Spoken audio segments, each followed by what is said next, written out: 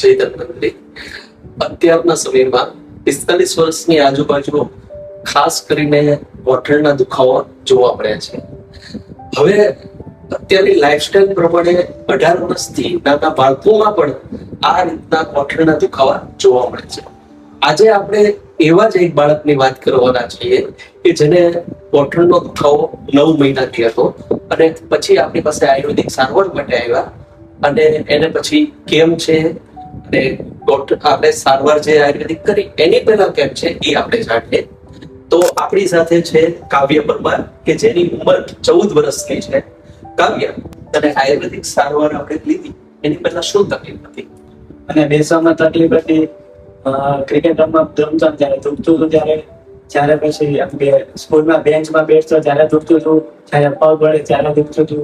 આમ સરખું બેસી શકાતું નથી, નીચે ગોઠણ વાળીને કરોટી વાળી બેસી શકાતું નથી અને દુખે ને તો પગ આમ વચ્ચે ભાગ થઈ ગયો ને એવું દુખતું. બાકી આયુર્વેદિક સારવાર પછી કેમ છે? અત્યારે મને સાયકલ ચલાવી શકું છું, ધ્યાન ચાલી શકું છું, જ્યારે જમવાની છે પીવું છું ત્યારે પગ વળી શકે છે, પરોઠી વાળી શકું છું, ત્યારે દાદરા ચડવાનું હોય ત્યારે પગ દુખતો, હવે નથી દુખતો, તેથી દાદરા ચડી ગયો. હવે હું ક્રિકેટ રમી શકું છું, દોડી શકું છું, ચાલી શકું છું, એવું કરું. આજે આપણી સાથે ભાવેશભાઈ પરમાર કે જે કાવ્યના પિતાશ્રી છે એ પણ સાથે છે. તો આપણે એમને પૂછશું કે ભાઈ આયુર્વેદિક સારવારમાં તમે આવ્યા એ પહેલા કાવ્યને કેટલા સમય પહેલા તકલીફ હતી, તમારો જે એક્સપિરિયન્સ છે એ પણ તમે જણાવજો. કાવ્યને જયારે પગમાં દુખાવો થયો પછી પછી ઓર્થોપેડિક પાસે લઈ જાય, ઓર્થોપેડિક પાસે લઈ ગયા, 15 દિવસની ટ્રીટમેન્ટ કરી. જયારે ઓથોનું કરે પછી એવું થાય કે 10-15 મિનિટ સારું લાગે પછી બધું રહ્યું થઈ જાય.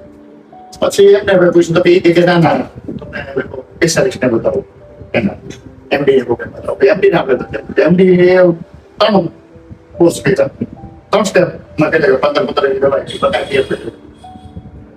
પછી મને આયુર્વેદિક થયું એટલે આપણી પાસે આવી પડે. પછી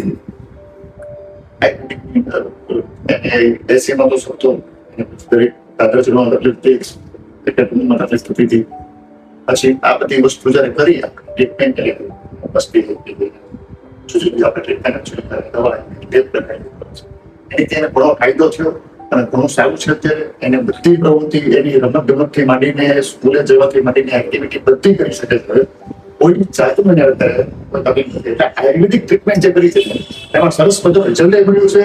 અને આપની જે નાના મહેનત છે આપણી પાછળની એ સરસ છે. અને એને પોતે એવું થાય છે કે નહીં ભાઈ હું આપણી પાસેની ટ્રીટમેન્ટ કરાવું અને હા આગળ છે કે ભાઈ.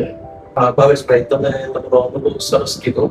અને કાવ્યને જે અહીંયા ગોઠણની જે તકલીફ હતી ને, સ્નાયુ અસ્થિરત વાત નામની બીમારી હતી, આયુર્વેદિક સારવારથી જેના અદ્ભુત પરિણામ આપણે આજે જોયા. એટલે આ રીતની જેને તકલીફ છે સ્નાયુ અસ્થિગત વાતની, તેને આયુર્વેદિક સારવારથી અદ્ભુત પરિણામ મળે છે. તો આ વિડીયોને ઘર સુધી તમે પહોંચાડજો. વિડીયોને લાઈક, શેર અને અમારી ચેનલને સબસ્ક્રાઇબ કરજો, જેથી આ માહિતી બધા સુધી પહોંચી શકે. જય ધન્વંતરી, જય માતાજી.